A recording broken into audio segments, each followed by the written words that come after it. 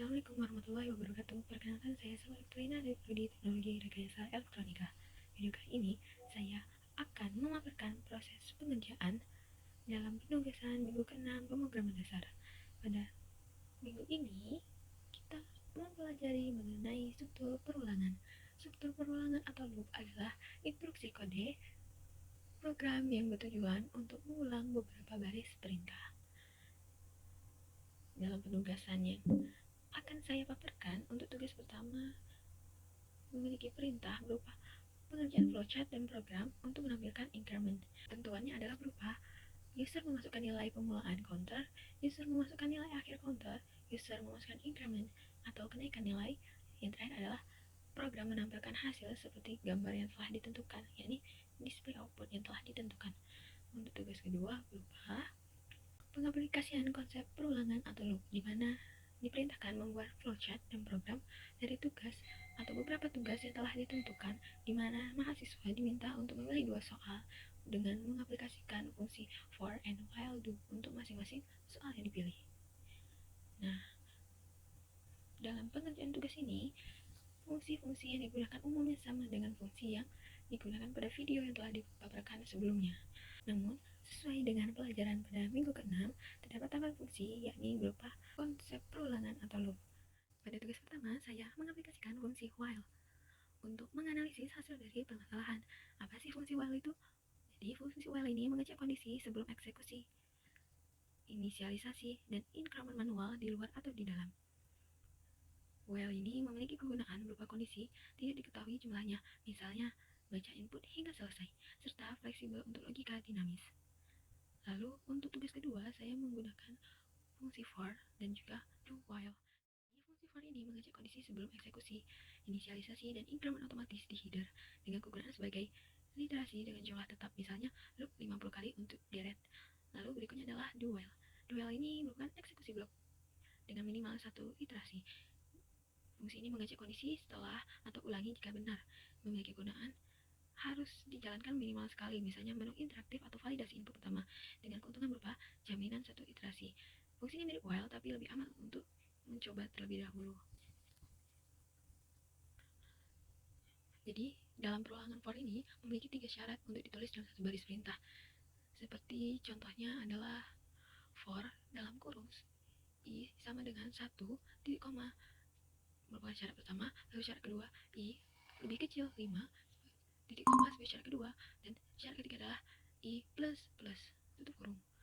Pada tugas ini terdapat beberapa kata yang mungkin belum pernah terdengar pada video sebelumnya, jadi saya akan menjelaskan. Salah satunya adalah increment.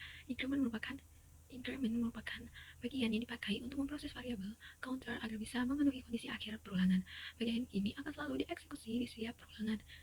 Nah, increment ini biasanya berisi operasi increment seperti i plus plus. Maksudnya adalah perulangan naikkan level i sebanyak 1 angka. Namun dalam perulangan ini kita bisa juga menggunakan penambahan sebanyak 2 atau variabel yang telah ditentukan. Nah, untuk condition adalah kondisi yang harus dipenuhi agar perulangan berjalan. Selama kondisi ini terpenuhi, maka compiler akan melakukan perulangan. Namun jika kondisi tidak terpenuhi, maka compiler tidak bisa melakukan perulangan. Ada juga start. Jadi start ini merupakan kondisi awal perulangan, biasanya berisi perintah variabel counter. Nah, variabel counter ini merupakan suatu variabel yang menentukan beberapa banyak perulangan dilakukan. Kebanyakan programmer menggunakan variabel i sebagai variabel counter.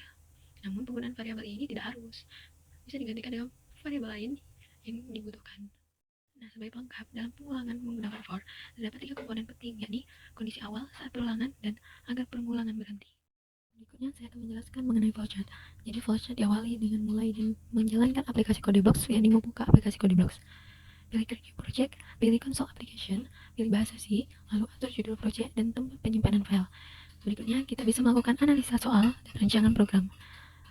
Lalu untuk memulai penulisan pemrograman adalah dengan cara melakukan deklarasi variabel, lalu penginputan nilai, dan juga analisa data menggunakan fungsi while.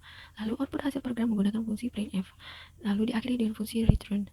Nah, akhir program dengan fungsi return ini kita harus memastikan bahwa tidak ada kesalahan pada program dengan melakukan pengecekan ulang. Lalu tekan boot and run. Pastikan tidak ada program error. Apalagi program error, maka pastikan kembali tidak ada kesalahan pada program yang telah dibuat.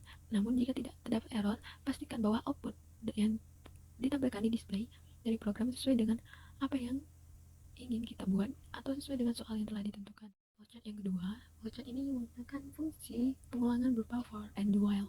Nah, untuk pengaplikasiannya sama atau pengetikan program kita bisa melakukan dengan deklarasi variabel, lalu tampilkan perintah dengan menggunakan fungsi printf. Yang terakhir adalah berupa penyampaian analisa dari hasil pengerjaan tugas minggu ke-6. Minggu ke-6 merupakan pengerjaan tugas dalam pengenalan fungsi pengulangan, yakni fungsi loop. Yang saya dapati adalah penggunaan fungsi loop sangat membantu dalam proses pengulangan pemrograman, yang dimana baik dari for, while, do, atau do while tergantung dari kegunaannya masing-masing atau penggunaannya nantinya bagaimana. Dan juga dalam penggunaan loop, fungsi-fungsi sebelumnya yang telah dijelaskan sebelumnya tetap akan digunakan dalam fungsi ini sebagai pembantu dan juga sebagai bagian dari berjalannya pemrograman ini. Sekian dari saya, terima kasih. Wassalamualaikum warahmatullahi wabarakatuh.